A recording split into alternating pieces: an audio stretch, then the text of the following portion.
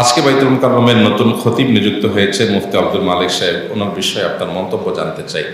আলহামদুলিল্লাহ, বাইতুল মুকাররমে খতিব হিসাবে নিযুক্ত হয়েছে মুফতি মৌলানা আব্দুল মালিক সাহেব হাফিজাহুল্লাহ।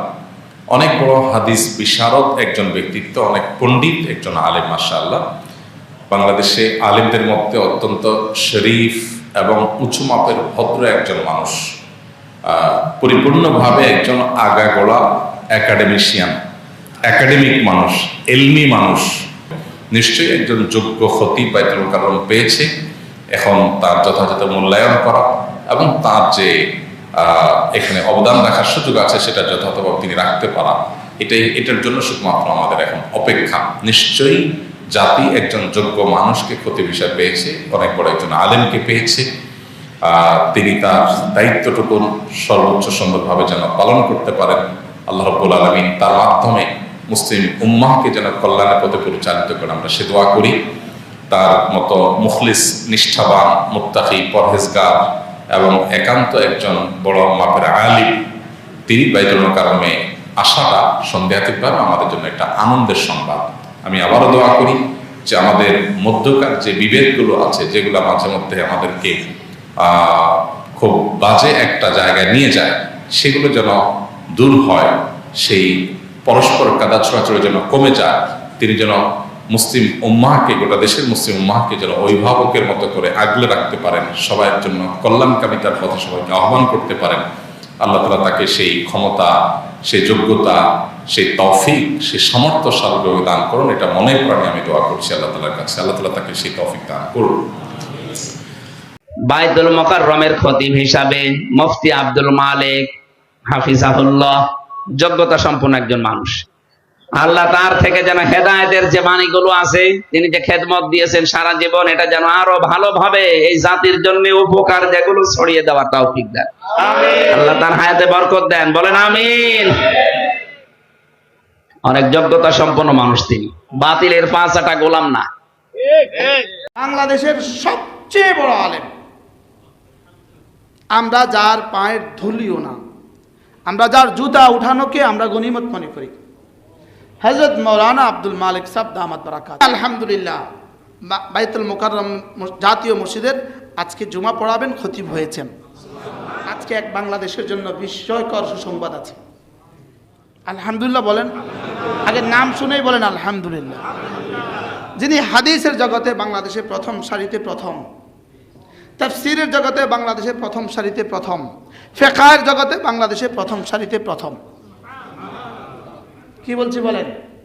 সারা পৃথিবীর হাতে গোনা তিনজন আলেমের মধ্যে যিনি একজন। বাইতুল মুকাররমে নতুন খতিব নিযুক্ত হলেন আমাদের উস্তাদ আল্লামা আব্দুল মালিক হাফিজাহুল্লাহ, যার সমমানের দ্বিতীয় কোন আলেম বাংলাদেশে আছে বলে আমার জানা নাই। শুধু ছাত্র বলে আমি বলছি না, যদি আমি ছাত্র, তার ডাইরেক্ট ছাত্র নাও হতাম, আমি তো ছাত্র, কিন্তু এখানে অনেকে আছে ওলামায়ে কেরাম যারা তার কাছে একটা অক্ষর ডাইরেক্ট পড়ে নাই, তারাও স্বীকার করবে বর্তমান বাংলাদেশে আল্লামা আব্দুল মালিক হাফিজাহুল্লাহর মতো মুহাক্কিক, তাহকিকের সাগরে, বিশেষ করে উলুমুল হাদিসের মধ্যে আল্লাহ তাআলা তাকে যে পাণ্ডিত্য, যে গভীর যোগ্যতা দিয়েছেন, এর দ্বিতীয় কোন নজির আছে বলে আমার জানা নাই।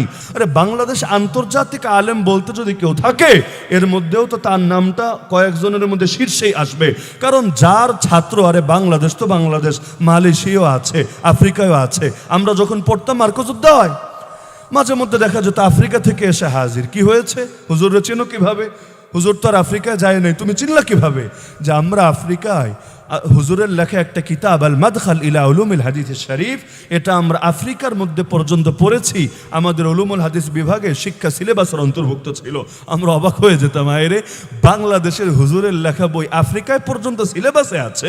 এমনকি মালয়েশিয়া একজন ছিল, আল্লাহর বান্দা, শাফি মাযহাবের লোক, মার্কাজুদ্দৌলা এসে আমরা নিজ চোখে দেখেছি 3 দিন মার্কাজে অবস্থান করেছিল। তার একটাই কথা যে হুজুর আপনার বই পড়েছি, সারা জীবন নামে শুনেছি, বইটা পড়ে আগ্রহ ছিল, একবার যদি দেখা পেতাম। তো এখন বাংলাদেশে ইজতেমা উপলক্ষে এসেছি, একটা আল্লাহ সুযোগ করে দিয়েছে, এজন্য আসলাম আপনার থেকে একটু দোয়া নিব, একটু দেখা করে বরকত নিব। তা আমাদের দিলটা বড় হয়ে যেত, কারণ এমন উস্তাদের কাছে আপনি পড়ছেন যারা শাগরেদ সারা দুনিয়ায় তৈরি হয়ে যাচ্ছে, কার না ভালো লাগে? এমনকি আল্লাহর বান্দা হজরত এমন এমন পাণ্ডুলিপি তৈরি করে রেখেছেন, এগুলো যখন প্রকাশিত হওয়া শুরু হবে, আমরা তো ধারণা করি আরব বিশ্বেও এই পরিমাণ তার কদর বেড়ে যাবে। এই বাঙালি তার বছরে 10 দিন খুঁজে পায় কিনা এটা সন্দেহ আছে। এমনকি তিনি তো বাংলাদেশেই থাকার কথা না। শেখ আব্দুল ফাত্তাহ আবু গুদ্দার রহমতুল্লাহ আলাইহি সোহবতে সেখানে যখন ছিলেন, তার আব্বা একরকম জোর করে তারে বাংলাদেশে রেখে দিয়েছেন। শেখ চিঠি পাঠিয়েছে যে আব্দুল মালিকরা আমার দরকার, আমার কাছে পাঠিয়ে দাও। তিনি বলেছেন হ্যাঁ। আব্দুল মালিক বহু বছর বিদেশ ছিল, পাকিস্তান পড়েছে কয়েক বছর, আবার আরবে গিয়ে আপনার সোহবতে ছিল 2 বছর। আর দিব না, আমার ছেলেটারে বাংলাদেশে লাগবে, এই দেশের জন্য প্রয়োজন আছে। একরকম জোর করে তিনি ছেলেরে পাঠান নাই। যদি পাঠাতেন আমাদেরও হয়তো এই দেশে আর তারে পাওয়ার, তার শিষ্যত্ব অবলম্বনের সুযোগ হতো না। তো সবাই খুশি হয়েছে আলহামদুলিল্লাহ যে জাতীয় মসজিদের জন্য জাতীয় একজন ব্যক্তি পাওয়া গিয়েছে, যাকে নিয়ে বিতর্কও নাই এবং যিনি বিতর্কের ঊর্ধ্বে, কারণ তার সমমানের দ্বিতীয় কোনো যোগ্য লোকই তো খুঁজে পাওয়া যাবে না এই দেশে। আমাদের বাংলাদেশের সারা পৃথিবী বিখ্যাত বর্তমান সময়ে বাংলাদেশের শ্রেষ্ঠতম একজন আলেমে দ্বীন, যিনি গোটা আরব বিশ্বের সমস্ত ওলামাদের কাছে যিনি পরিচিত, এই ভারতীয় উপমহাদেশের সমস্ত আলেমদের কাছে যিনি পরিচিত, বাংলাদেশের রত্ন, গর্ব, অহংকার, আমার কুমিল্লার গর্ব, হযরত মাওলানা আব্দুল মালিক সাহেব দামাত বারাকাতুহুমুল আলিয়া মারকাজুদ দাওয়ার শায়েখ, হযরতের বয়ানে আমি একদিন সরাসরি শুনছি। হযরত বলেন, এই আহসান, আল্লাহ যে সবচেয়ে সুন্দর বিনিময় দিবে, এ কথার মানে কি? মানে হইল, হুজুর বলছেন প্রত্যেকটি নেককার বান্দা সারা জিন্দেগি যা নেক আমল করছে, করতে গিয়ে প্রতিটি নেক আমলের মধ্যে আল্লাহ যখন বিনিময় দিবে, তখন তার ওই নেক আমলের মধ্যে সবচেয়ে সুন্দর হইছে যেইটা, যেই দিনেরটা, যখন একটা, ওইটারে মূল ধইরা বাকিগুলোরেও আল্লাহ তাআলা ওইটার সমান বানাইয়া সমান পুরস্কার।